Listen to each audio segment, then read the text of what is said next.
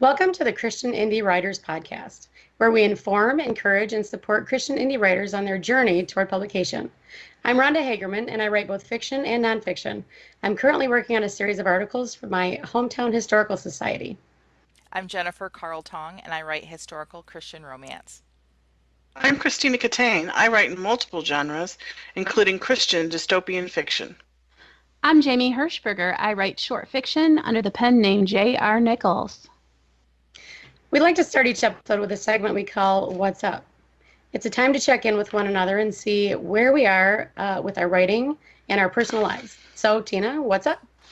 Well, I had a kind of a highlight of my, this week that was kind of my favorite moment kind of thing, where my son wrote a paragraph for a writing prompt, and it seems really good to me, but I'm his mother, and so I thought, well, I'm probably biased because, we put our little, their little scribbles on the refrigerator when they're little, and we're so proud, and nobody else can tell what it is.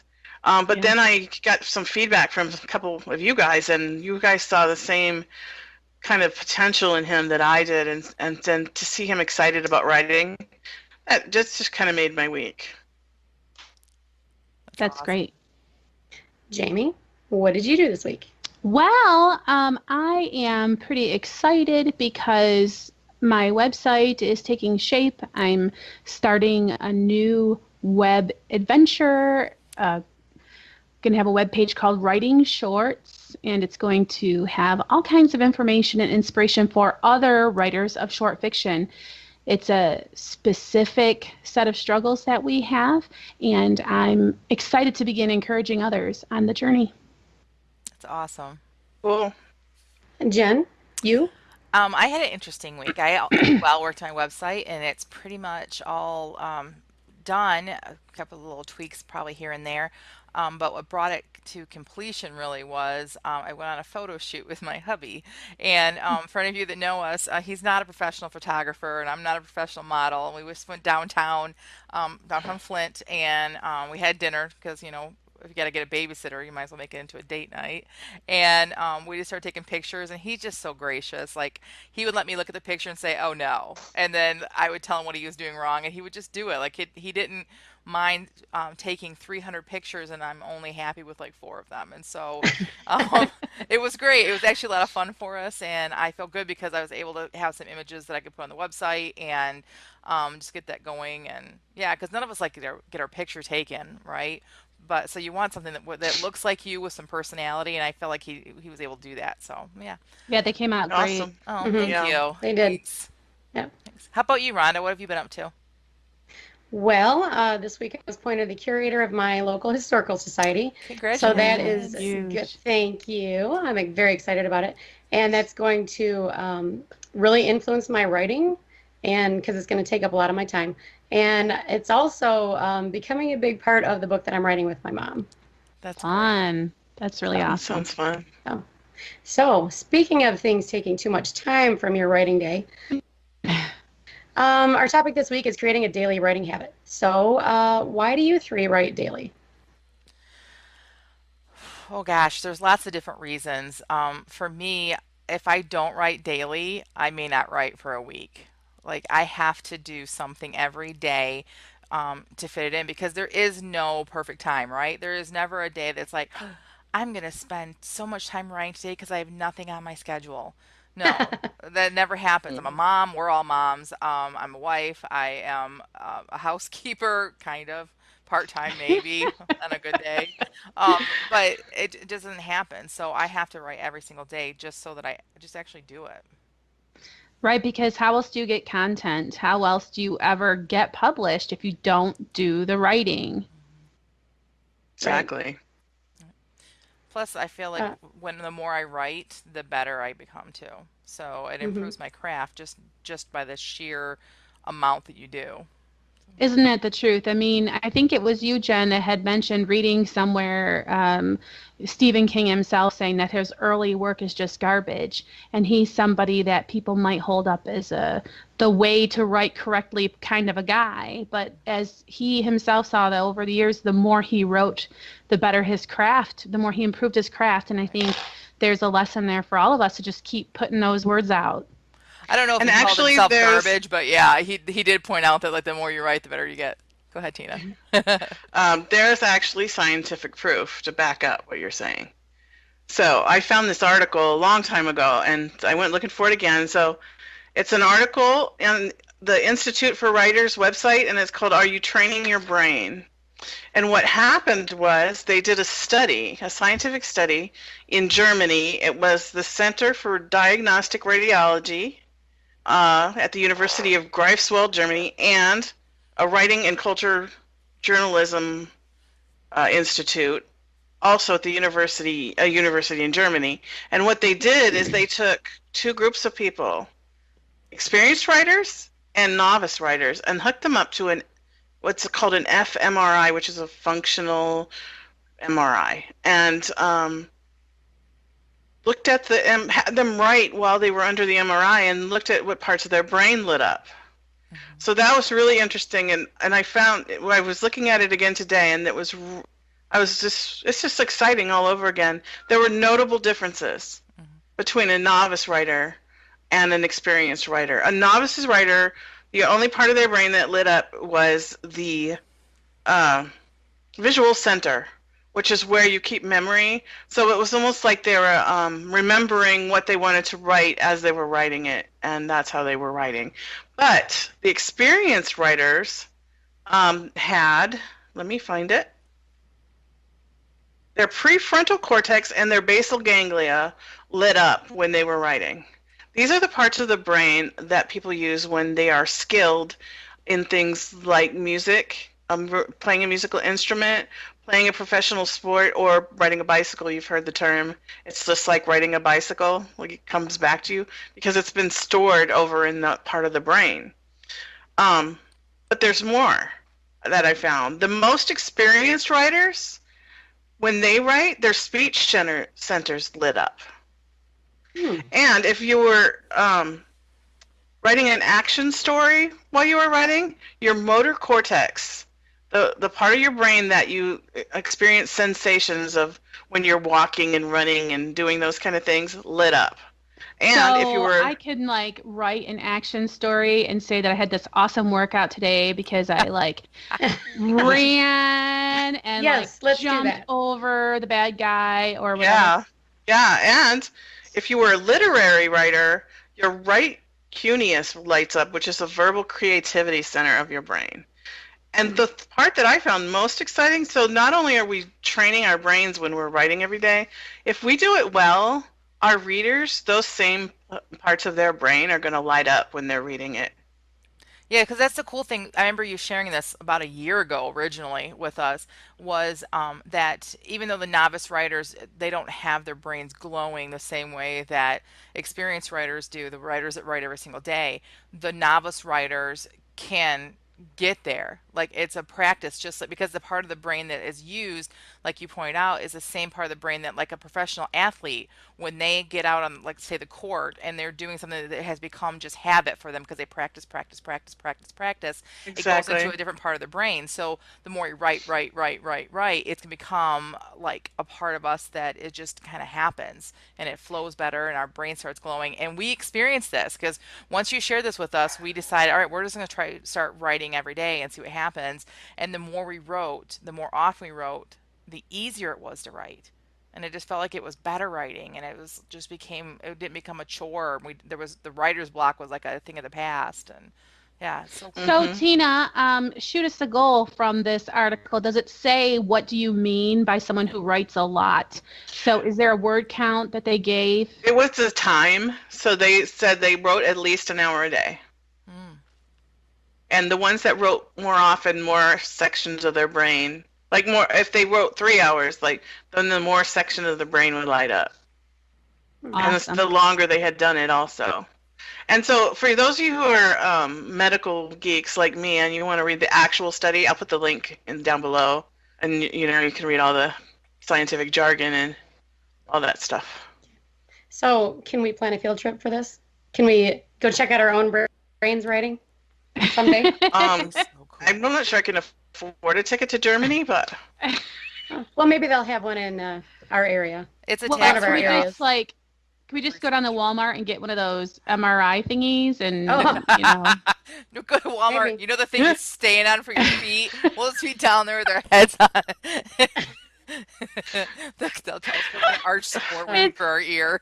It's Another DIY, thing that right? another thing that really struck me when I was reading the actual study, they were describing how they went about doing this study. And so you can't take a keyboard into an MRI machine because it's a huge magnet, and the keyboard would go flying, and it would be bad. So what they did is they had like this thing that you could rest your arm on, and they would had a pencil and paper, and they could not move their head because it's imaging. So like they were even writing under not optimal conditions, and all these parts of their brain were lighting up. So Oh, it's very cool. That's great I like because the handwriting too. yeah, because I often write in not optimal conditions. Mhm. Knock, knock, knock. Mom, what are you doing in there? when's dinner? Yeah. Okay, so I appreciate that everybody writes every day. That's a good habit. Now, can you tell me, say you're writing for an hour a day, how are you guaranteeing that you're improving your writing instead of just slopping words down? That's a good Well, Do you one. that's do interesting. anything? I am a recent. I've just recently started to embrace the fact that I just write short. I have not produced a novel-length manuscript unless you count a 50,000-word nano novel, which I've discovered publishers really aren't interested in. So my work is shorter, so I tend to read and look at things pertinent to short writers. And there's a writer out there called Dean Wesley Smith who believes in writing into the dark. And what he says is not to just slop out words like you would be doing in a completely, I've locked away my inner editor way, but to write some and then kind of lift your eyes back up just to kind of make sure, and then keep writing and then lift your eyes up and just kind of make sure, so that you're not just writing dog, cat, bird, looking around the room for words to put onto the paper, that you're writing things that will tell the story that is hopefully, coming to you in your brain from basal ganglia or wherever. I think just a matter of setting your mind to telling the story as opposed to focusing on having the words on the paper, I guess is how I would summarize what I just said. Okay. And I would All say right. for Now, before I me get too, sorry, just real quick. For me too, I think Yeah. there's at the beginning at least, there were some days that it was just slop. I'll be honest. Mm. But the more you do it, the more your brain starts glowing, and pretty soon you realize that you sit down, you set a timer, and you do it, and you've written something great, that you didn't think that you even had in you. So I think it comes with the practice and the exercising of your writing muscles. Yeah, I think that's been my experience too. Okay, so sorry for getting us off track, but so we talked about why we try to write every day. So do you have any tips or tricks to keep yourself on track?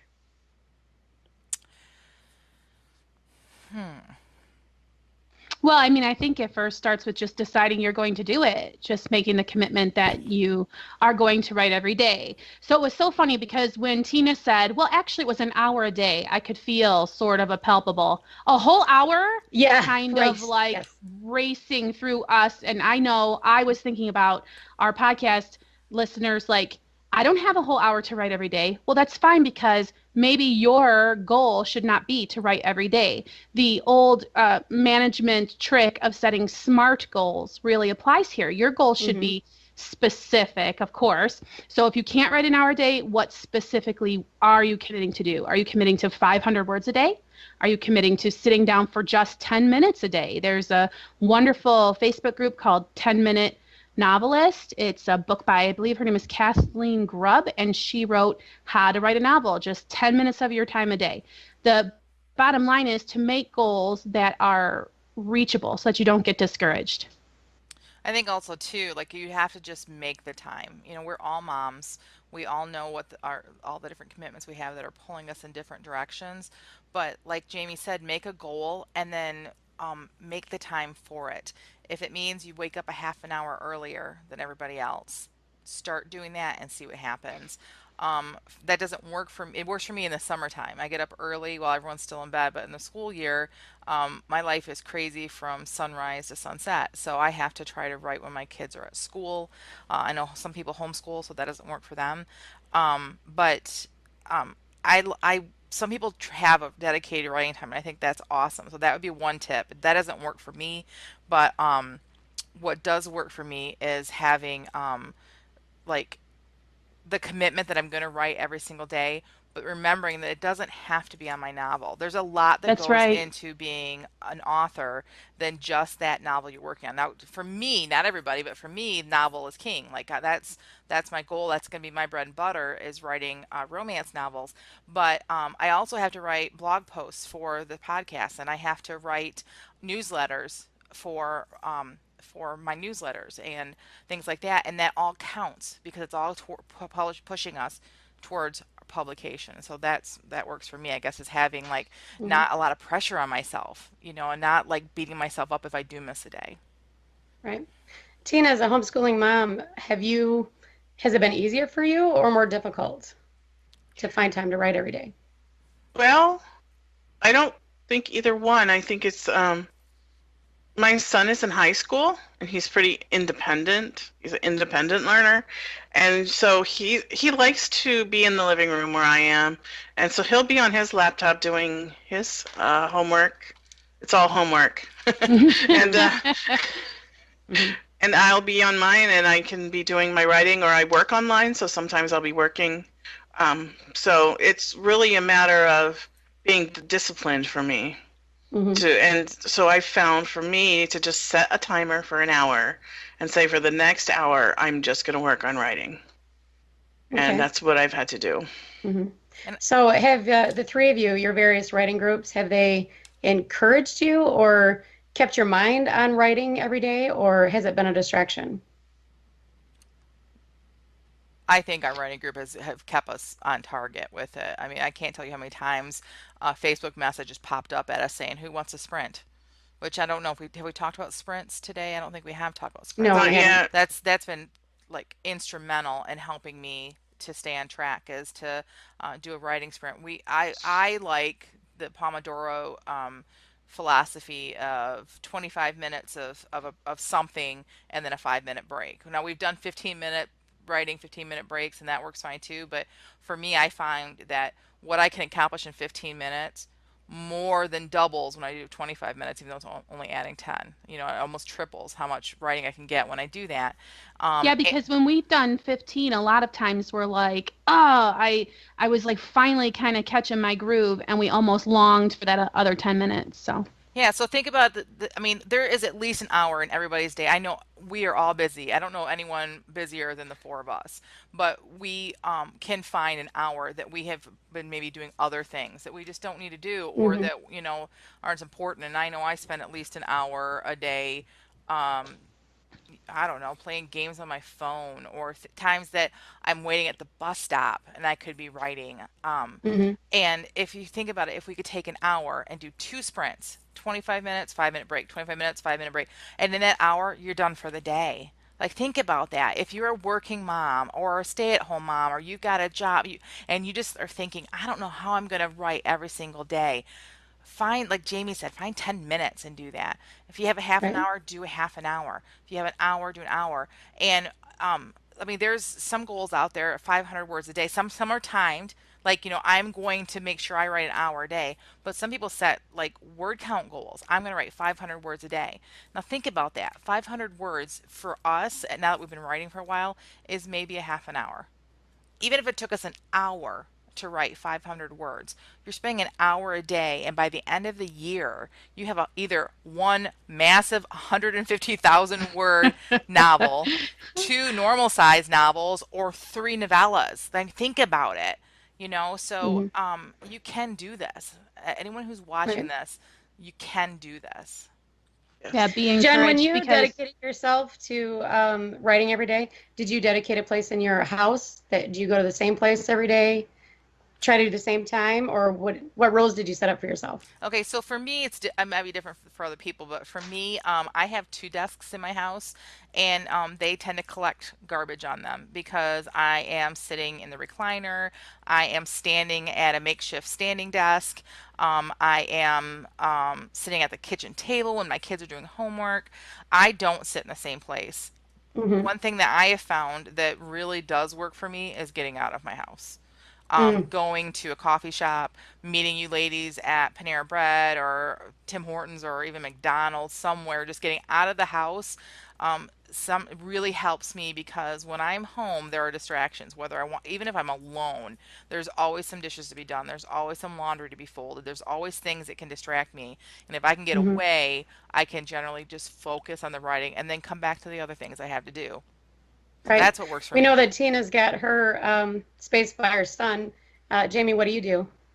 Well, it's interesting that you ask. I'm currently living in a in-between situation because we're trying to move to another state and sell the other house, so whatever. But I have a goal to have a designated writing space, and not just a designated writing space, but a designated writing machine. And here's why. I never really, I mean, I had heard before that you can kind of condition yourself to assist with that like brain glowing stuff by doing things in a ritualistic sort of a way. So, for example, there was a time when we were doing a lot of writing sprints that I was listening to a particular kind of music and writing to that music. So then I kind of got away from that. I got away from a lot of the writing, trying to sell a house, everything like that. And then the next time I went back to do a writing sprint and I put that music back on, I was like, fount of ideas are flowing from my fingertips. And I realized that I had become conditioned to this is writing music, so I'm writing now. Now, it could just be the weird kind of an odd bird that I am that works for me. So I'm really excited to kind of see how doing other things to put me in the frame of mind of like, this is the time to write, how that will make me feel or perform and how my productivity will be. At the time, I do not really even have a space that I could claim for myself. We're in kind of a small situation with 5 people. So, but this is like a goal of mine. Maybe, and when I do that, I will report how I feel about how that's working for me. Mm-hmm. I think Okay. you mentioned another really good tip there too, though, Jamie. You mentioned the music, and I like to kind of talk about that a little bit too, because I listen to the same. I think some of the other ladies do too. The same music. It is like a binary beat music. It'll be classical music or some sort of instrumental music, but they have put binary beats and brainwave like music is what they call it underneath, and it's for helping with studying or being productive. And I have found when I use that, man, what a difference, especially Yes, when and you use it I repeatedly. yes, and I mean, okay, so like ever the skeptic, I don't know if it's a placebo effect or not. I mean, I could be listening to Little Miss Can't Do Wrong over and over on a loop, and maybe that becomes my writing music. So if you're someone like brainwave beats, what is that? Well, then just try it with whatever music. Try it with just Mm-hmm. Mozart, try it with just the same Kenny G soundtrack, but try and see if you can condition yourself to where when I am in this environment, I am writing and put yourself in the creative space where the Mm-hmm. story is flowing from you instead of in the space where I'm a business person and I have to advance my, writing career by working on a website or checking out what people are saying about me on social media. No, it's writing time. And you know this physically as well as mentally because you've put yourself in that environment. I've Right. started using that binary music for work and when I work too, because Mm. sometimes the work is pretty boring and I'll find myself Mm-hmm. nodding Right. off. So I look specifically for loud, upbeat binary music that I use when I'm working, and then I use a different one when I'm writing. Mm-hmm. And you're Along right. those lines, Tina, do you write better in the morning or at night or whenever?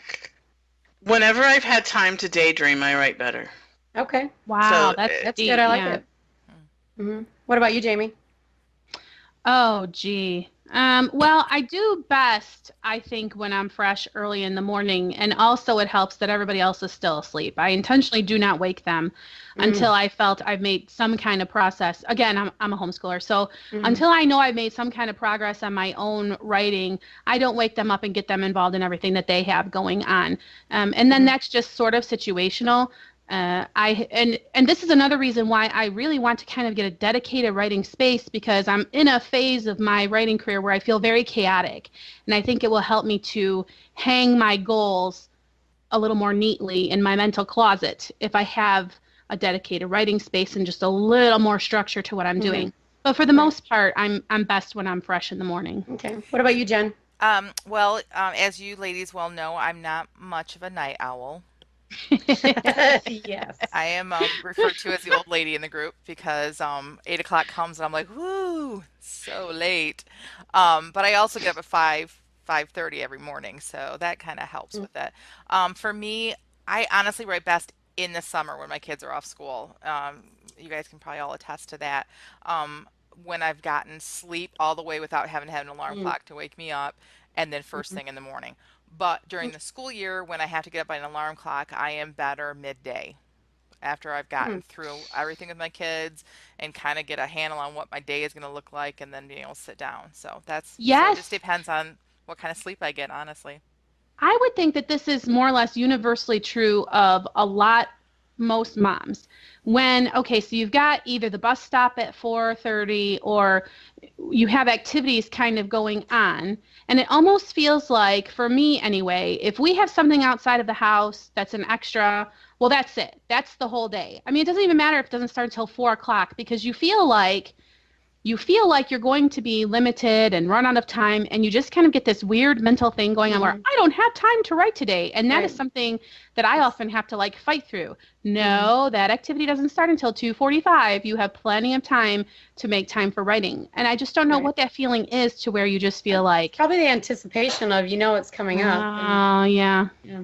Kind of like how you can't sleep if you know your alarm's about to go off, and Right. Plus, I think too that we have to be more creative when we have things like that going on in our lives. We have to take a pen and paper, which is something that would probably be another great tip. Is when you feel like you can't write, when you feel like you kind of hit a wall, put the laptop away and grab a old-fashioned piece of paper and a pen, and you'd be amazed because it uses a different part of your brain, right? Like, we're using different parts of ourselves, and all of a sudden you're writing something different, and writing in a different way, and all of a sudden things start coming. And so that's what I find myself doing sometimes at the bus stop, if I have parent-teacher conferences and I'm waiting outside for a while, or I just try to I have to make myself find creative ways to write when my kids are busy. They mentioned that in that study that that I'm going to link below, that brain glow study. They actually talk about the writing by hand, the difference between writing by hand and writing with a computer. How do you, so when you set a goal for yourself, how do you all feel about changing the goal? Are you okay with having different goals for different times or projects, or do you think that you have to stick with what you set for yourself to begin with? Jamie? It's interesting that you would ask that, because the sin that I fall into the most is pride, I think. And so I think a lot of times I will set a goal and I will not be able to make it for reasons that are out of my own control, because I'm also like, well, so-and-so is just making a lot of excuses why they couldn't make their goal. And so now here I am, someone who didn't meet my goal, and I have to eat a little bit of crow about it. But, and then I have excuses that I'm like, oh, wait a minute, am I just making excuses? Well, the, website domain company didn't release my name. You know what I mean? So then I have to realize that possibly I shouldn't be critical of other people who have to make adjustments to their goals. So I tend to be the kind of person where I don't like to make a goal unless I know I can meet it. But it's really funny how the Lord is working with me that can be, you could fall into a place of pride there if you can't be flexible. I do also have a little bit of fear that if I don't honor my goal, then that's something that's negative on my character, again, because of how I tend to be judgmental of others. So it's really, I think, sort of a spiritual thing that you have to work out. I mean, if a man doesn't work, he doesn't eat. So you don't want to become Mr. Lazy Sloth who's like, oh, well, I didn't meet the goal, so what? But then Right. you can't like think you've dishonored your family, need to fall on your sword if you don't meet a goal either. Because I think either way, you're either coming from a place of pride or a place of sloth, and neither is really good. This shows Right. a big difference between me and Jamie because I'm the one that's like, goals. I make them. They're there. I love Yeah. watching them swish by those those dates I set. Oh, I'll be done by that. Oh, there it went. It doesn't mean I don't want to reach my goals, but I don't have the same kind of stick to itness that Jamie does, which may be why my book still isn't out. But Hmm. the book that's finished. This should be published by now. So, Yeah. I so that's think I'm another thing I somewhere in had the to work middle on. between you two. Yeah, probably. I'd like to meet my goals, but I have no problem adjusting them if I realize that I bit off more than I can chew, and Mhm. I need to be more realistic. Yeah. What Yeah, about that's you, pretty Rhonda? healthy. Well, I constantly set goals for myself, and I have multiple levels of goals because I know that sometimes I'm a little ambitious.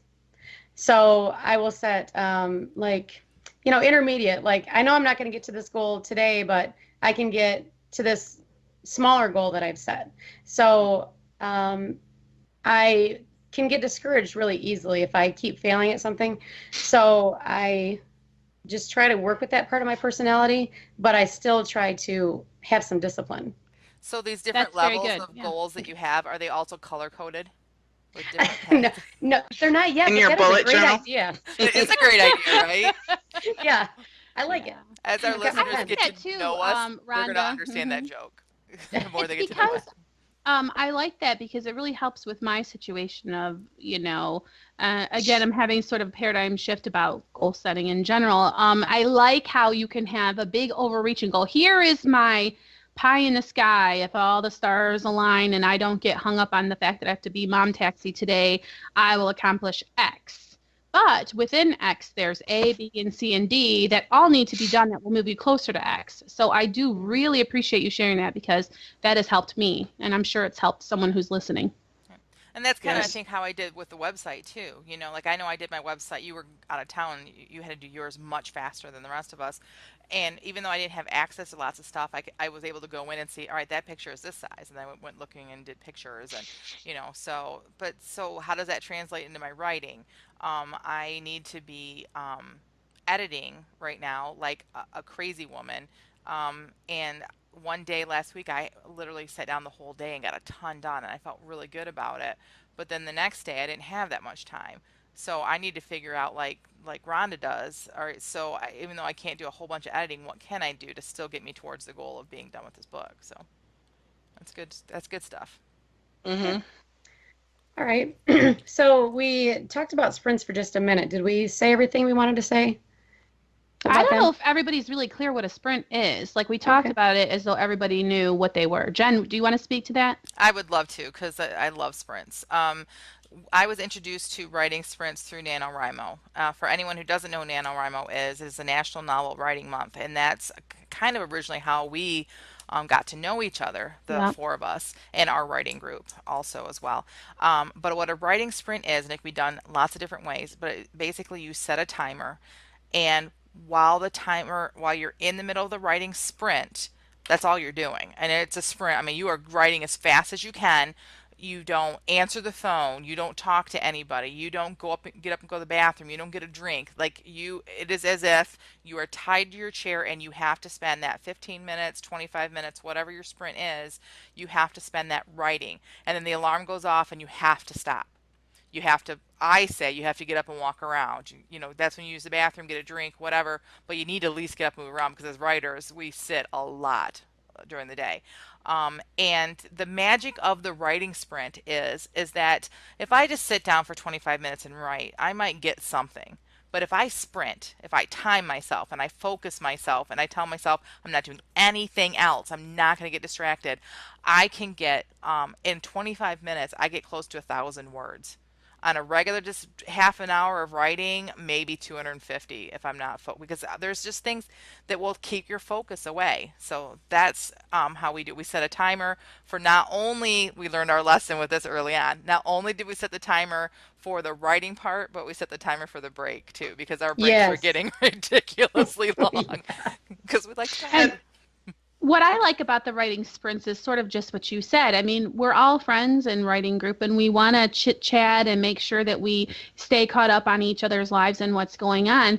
But if you're getting together to write and no writing takes place, that can be really discouraging. And you can even wonder, why did I show up to this? I mean, I really love my gal pals and everything, but I left the house today to get writing done. And so having the timer be the sort of bad guy to say, okay, everybody, it's time for us to really focus on our writing is super helpful, because then it's not a person kind of doing it to you. Right. Another thing that helps me about the sprints is not only are you not allowed to like answer the phone or go get distracted by those things, but you don't look at your spelling mistakes and your punctuation and all that. That's the stuff that slows me down when I'm not in a sprint. So then I can go back and do that later, and then I just write. Yeah, And I completely agree with you. You can do the sprints remotely. I mean, you can do them in isolation if that can motivate you. I personally do not care to sprint when I'm alone. I love, even just if we say in a messenger or a text, on your mark, get set, go, and then whoever's keeping time texts everybody, stop.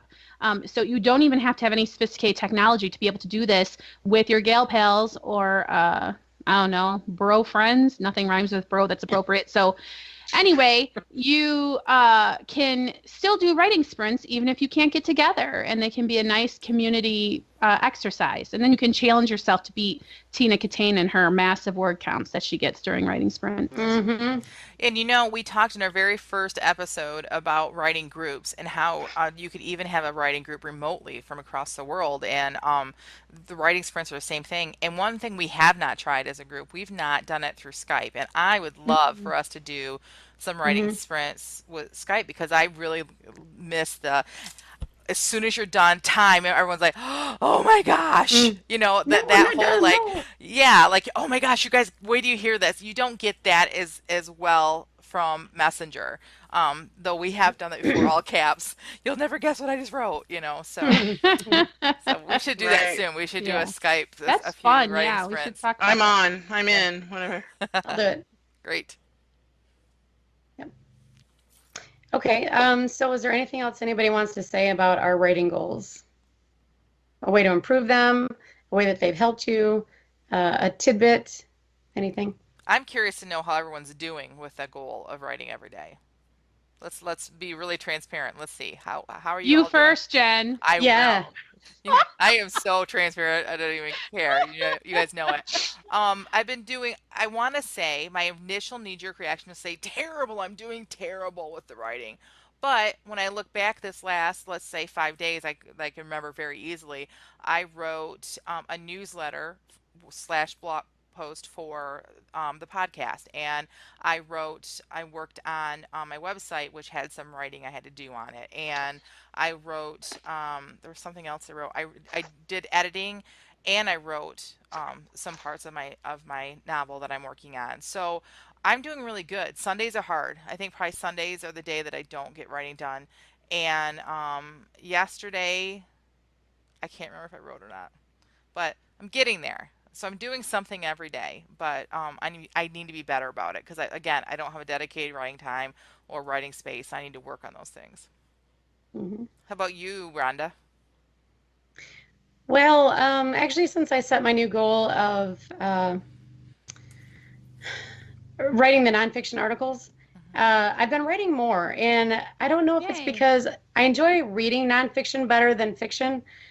Maybe part of it is kind of what I'm leaning toward right now, but it's easier for me to write nonfiction, and that has made me stick with that goal much better. Awesome. Yeah. Well, I would like to think also it's because you came back from Florida and were embraced by us, and we have just been so helpful to you. Yes, absolutely. That is probably 99% of it. Oh, sure. Yeah. Tina, are you doing? Yeah, if it wasn't for this writing group, I probably wouldn't be writing at all Oh. right now. But yeah, I was working on revamping my website, so a lot of the writing I did, like I rewrote my About Me page probably 3 times in the last week until I got it how I want it, and I'm still not quite there, but I'm working on it. I wrote a blog post for my website. Um, I wrote a second installment for my story about a dog named Chigiak on my Patreon site. And so I don't know that I wrote every day, but I got a lot of writing done. I need to be, I don't think I need to make like a calendar, like, like they had at school, and get some gold stars and Mm-hmm. like Yes, put and them. I think also just if you decide what your goals are, because well, is your goal to write an hour a day, 500 words a day? What is it, Right. Right. And with all these other peripheral things that we have to do with websites and newsletters and that sort of thing, I think if you feel like you're being honest with your goals and you're not trying to get out of writing by busy work somewhere else, Yeah. I think you're accomplishing your goal.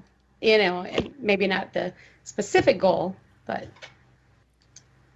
I think you're doing your writerly duty. Anything that moves us forward, right, towards publication. For sure. right. Exactly. Mm-hmm. Yeah.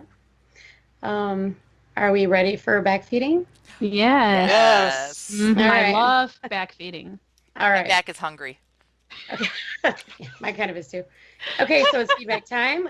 Here's a reminder of how our feedback works. Sometimes we submit a piece to our group for a full-on critique, but sometimes, like here on the podcast, we submit a raw, fresh, unedited piece.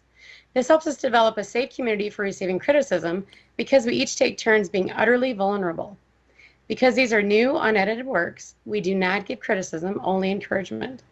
This week, we were given 15 minutes to write a story. This story could be any genre, but must contain at least 3 of the following 8 words. And they are duck, dish, iron, motorcycle, pencil, university, Indiana, and rhinoceros. So, how did you ladies do? Well, I heard India, not Ew. Indiana. It was supposed to be India. Oh, yeah, I didn't I say India? Did Sorry. anybody use Indiana instead? No. I used good. I used both. Oh, I overachiever. can't wait to hear. Wow. Excuse me. Okay. All right, so who's sharing first? Rhonda? Rhonda. I think that Tina, since she was the word generator, I think she's going to go first. Oh, boy. All right. Okay, here goes. Sahib walked through the dusty streets on his way home. He stopped to buy a bottle of Coke from a street vendor, parching the dryness in his throat from the Indian summer heat. The streets of Calcutta were cluttered with motorcycles, carts pulled by oxen or men, pedestrians, and all kinds of livestock, including a duck who seemed to have gotten lost away from the palace grounds.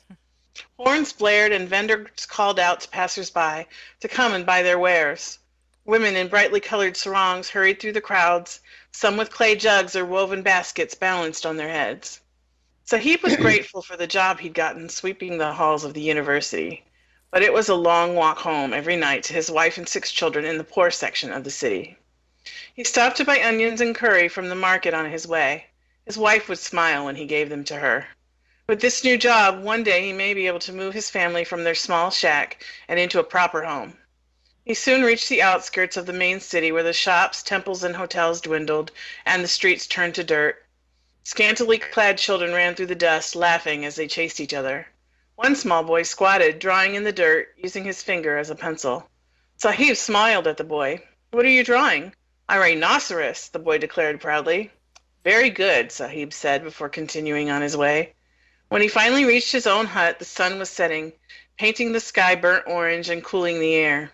His wife squatted in front of a fire in their yard in a green sarong, stirring dinner in an iron pot. "I brought onions and curry," he said. "Oh, how wonderful," she replied. The children ran to hug their father, and Sahib sat at last to rest his tired bones. Yay! That was really good. Have you been to India? Yes. Okay, You could tell. I can tell because I did have a movie going through my mind. You did such a good job creating a scene. Amazing, yeah. And your use of the words, too, really creative. Yeah. Love it. And I loved how you were so descriptive, but not in a flowery way. Stirring, I don't remember the line, but stirring whatever in an iron pot. Like, that is so descriptive without it being like, the pot was from Bangladesh and blah. I mean, it was just enough. And I really love Sahib. I really want good things for him. Right. How many of I the words really did you enjoyed use? drawing the rhinoceros. I loved it. How many I words really did wanted you to use, spend Tina? more time describing the Coke, because that was like my favorite thing when we would be like touring, and it was so hot and I was so thirsty, and these guys had these little carts with the small glass bottles of Coke in them and like ice, and that was like the best thing. Just like just chug down that bottle of Coke. That was how many words? 342. No, how many of the words that we had to use? I think I used all of them except Yay. except for dish. I didn't Awesome. use dish. It didn't feel like a forced thing. No, not at all. No, It was not at great. all. Sweet. Good job. Excellent. Thank you. Jen, why don't you go next? Sure. Can I borrow a pencil? Annie sighed. May I borrow a pencil? You're all out of pencils too? No, I'm just pointing out. Annie stopped when she saw the twinkle in Megan's eye. You are exasperating. Do you know that? It's what I live for. If it weren't for men who ride motorcycles, ice cream in a cold dish, and getting under your skin, there'd be no reason to get out of bed in the morning. Megan snatched a pencil out of Annie's apron and twirled away in the direction of the latest motorcycle man who had just seated himself at the counter. Annie looked around the dilapidated diner. The signs of summer were everywhere outside. The ducks had returned and had invaded the pond across the street. The trees were completely filled in all of their greenery, and the hazy mirages over the hot blacktop floated across the parking lot filled with bikes and convertibles. Inside, the signs were there as well. The diner, located just off I-69, was a popular stop for businessmen charading as bikers on the weekends, as well as university students taking breaks from their summer road trips. Annie didn't pay much attention to the bikers. It was the college kids she watched, jealously. Had she made different choices in life, it might be her finishing up her degree and taking a summer off to travel the beaten-up roads of Michigan. But alas, there would be no summers off for this single mom, no exciting worldwide trips, unless you believed like her little Lucy, that their upcoming trip to Indiana would actually transport them across the globe to the real India, full of elephants and rhinoceroses and other exciting adventures. If only she realized that Indiana would only transport them to one of the worst possible trips ever, a trip to meet Lucy's dad. Order up. Lucy reached for the dish placed under the warming lamp. At least Indiana would offer a break from this place. I love it. Yay! I was going to ask if this was Warren's granddaughter, but forget it. That is really good. It's like you are writing 3 decades ahead or 4 decades ahead of your novel. I like it. Oh, really? I imagined yeah. right now, but I can see what you're saying there. Yeah. Well, there was really nothing to place it in today, because anything you said could have been, a couple decades ago too. Plus, And I like that. I like being able to imagine my own scene.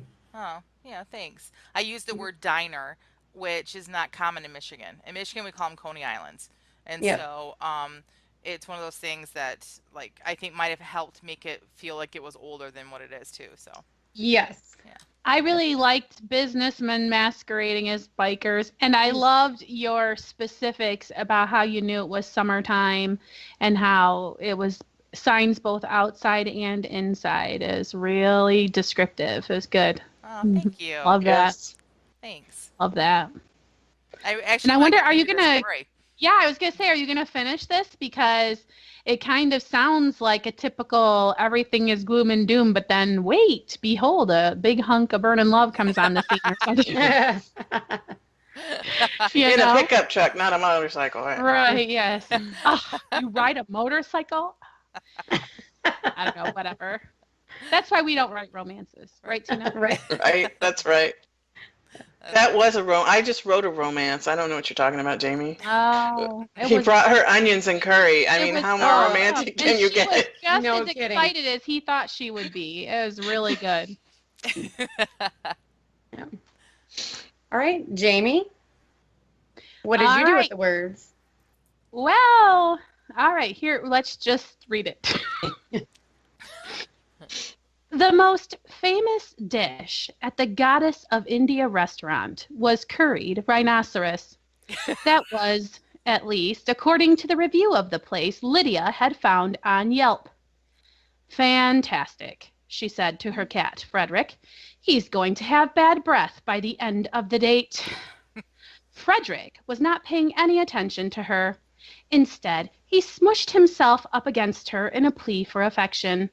Lydia obliged and began stroking the cat, who erupted in a frenzy of purrs and appreciative drawling yelps.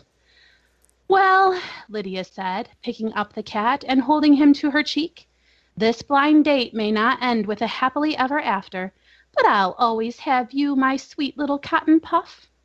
At that moment, Frederick's ears went back and his eyes narrowed. His body twisted in serpentine fashion, and his front claws grabbed hold of Lydia's face, while his back feet lashed wildly at her shoulder. Lydia and the cat both shrieked in harmony, the cat eliciting a growling bass and Lydia wailing a high C. Lydia's hands flew to her face, and the cat fell to the ground, disappearing under the sofa. As Lydia staggered to the bathroom to assess the damage to her face, her cell phone rang. It was her best friend, Dottie. Hi, ready for tonight? Dottie asked, perky as ever. If you call having recently contracted a case of cat scratch fever ready, then I'd say sure, Lydia replied, frowning at the large gash on her left cheek, which extended from just below the place where her nose met her eye to the place where her jaw met her ear. What does that even mean? Dottie asked. I'll tell you about it later. He's going to be at the restaurant soon. I have to go. Lydia ended the call and reached for her makeup bag. Time to perform a miracle, she sighed. 3 hours later, carry-out container of Peking duck in her hand, Lydia stumbled through the door to her apartment and sighed. The cat sauntered down the hallway toward her, making his customary roar of greeting. Oh, Frederick, Lydia told the cat, crossing the room to hang her keys on their designated hook. The date was an absolute disaster.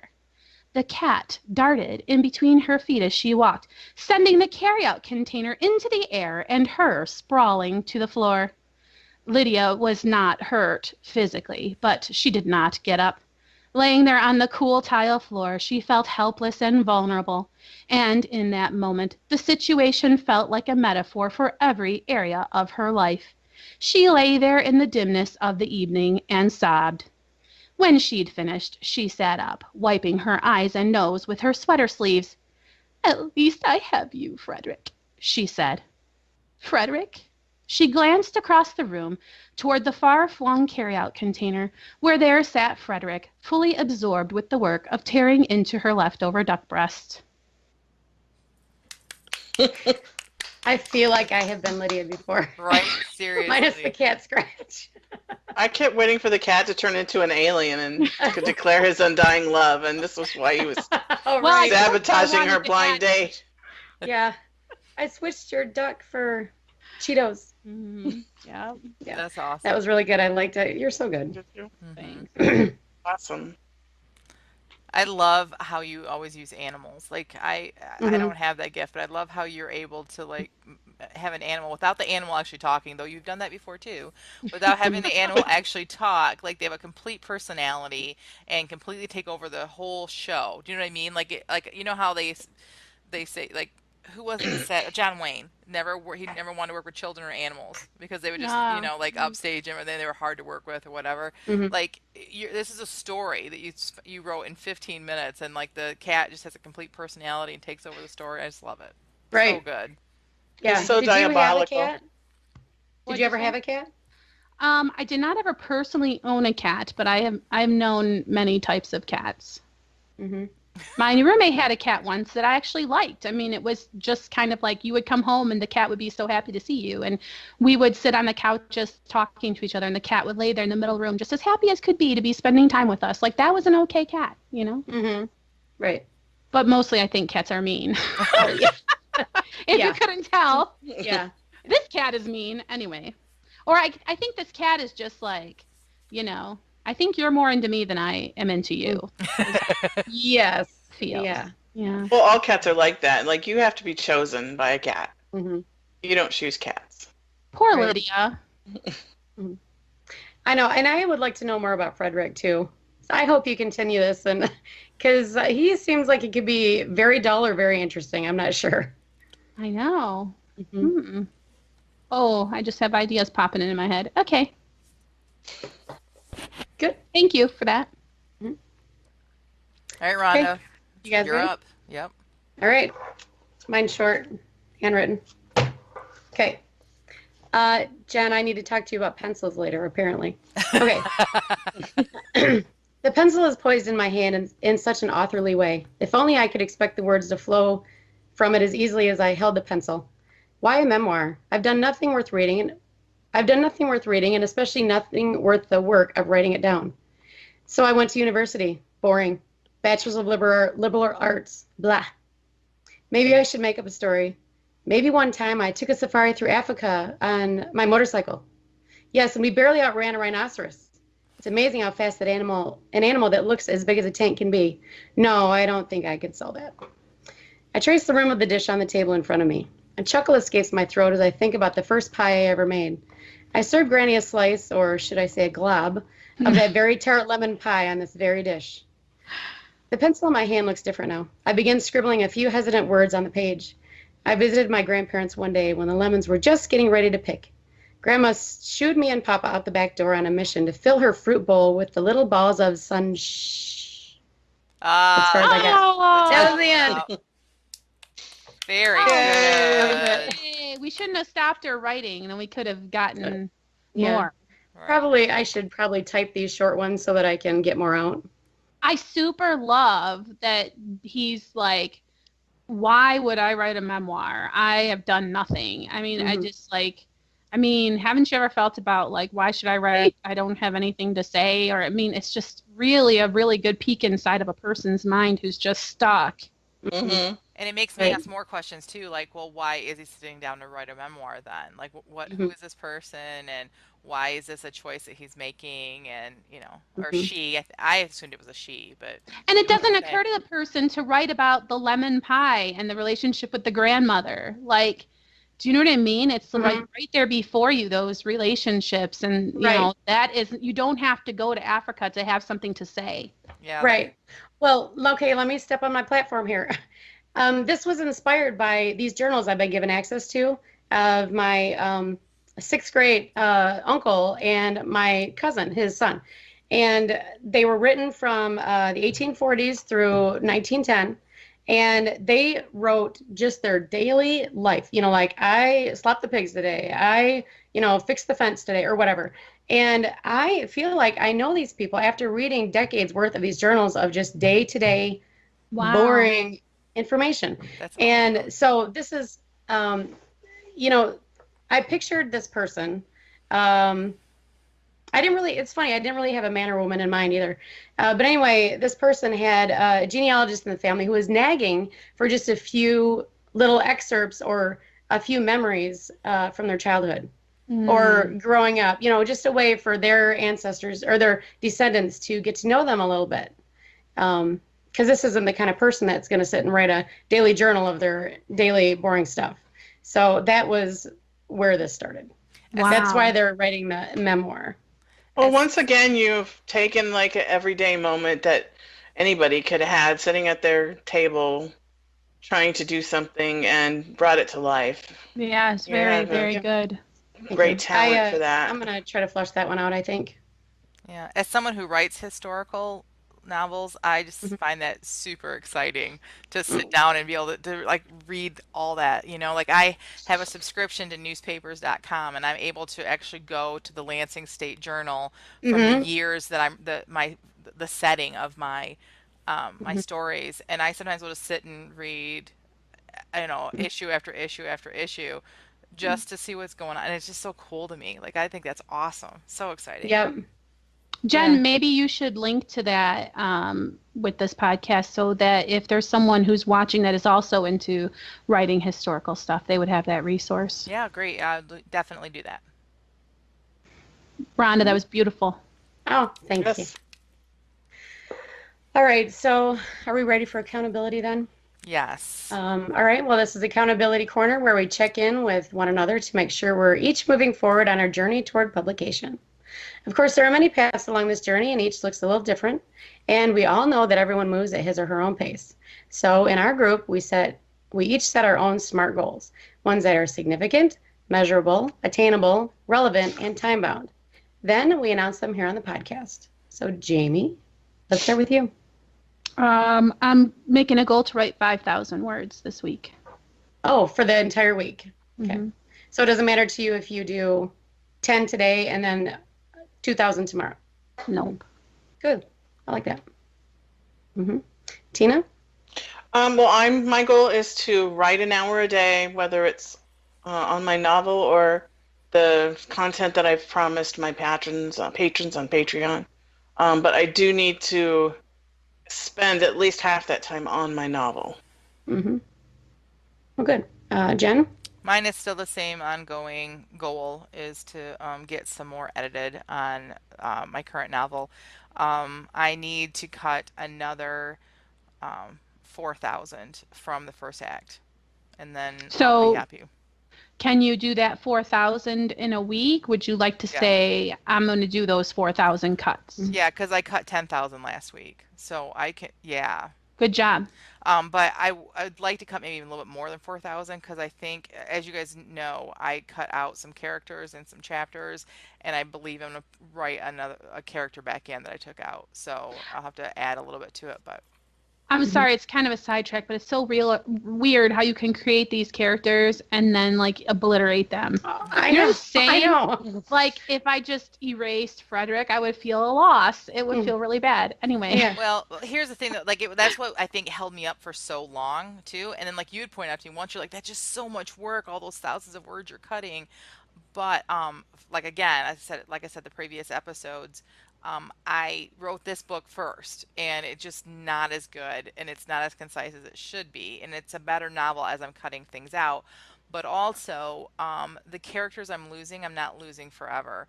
I decided, yes. So this book is book number 3 out of 4 in a series. But I'm going to, when that series is done, I'm going to start a new series that follows the couple from this book in their married life. So that's nice. Yeah. Exciting. Yeah. So Jen, do you think you need to set up an appointment with Tina to get those words cut out? I seriously need to have Tina go through and tell me this is useless, take this out, garbage. Yes.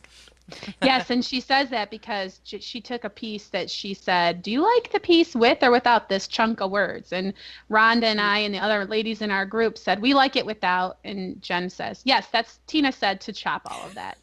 So. Yep. I had a lucky day.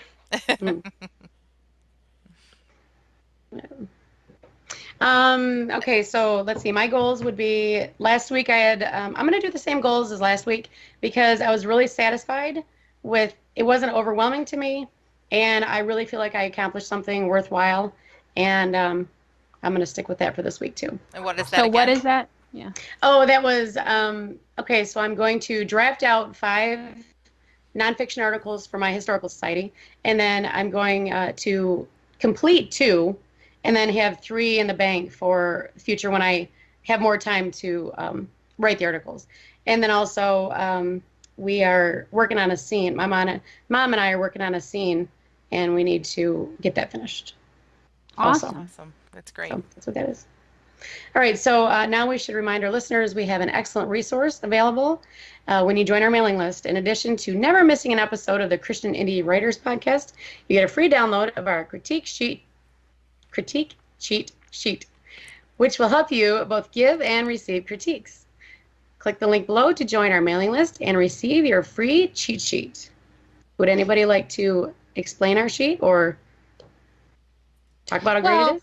A few times we would be at a write-in, for example, for NaNoWriMo or some other venue where it was a larger group or a group of strangers. And then a piece would be shared and we wouldn't quite know how to express. Even if we liked the piece, it was really tricky for us to say, I know I liked it, but what feedback can I give? And so on the cheat sheet, there's even written out for you, I really like your use of the phrase fill in the blank to something apropos, because sometimes you just kind of get stage fright or something, and when it comes your turn to give feedback on a piece, you got nothing. And there's nothing worse than that crickets when it says, so everybody, how did you like the work? Because the person who submitted the piece is sitting there thinking, well, everybody must have hated it since nobody has anything nice to say. So the critique cheat sheet isn't just how to tear a piece apart. It's also how to be encouraging and to give good feedback about any piece of writing that is submitted for you to critique. Thank you for that. All right, well, this concludes the Christian Indie Writers Podcast. So join us next week when our topic will be, is independent publishing right for you? So until next week, may your pen be prolific, your deadlines be met, and may all of your words honor Christ. Amen. Bye. Bye. Bye.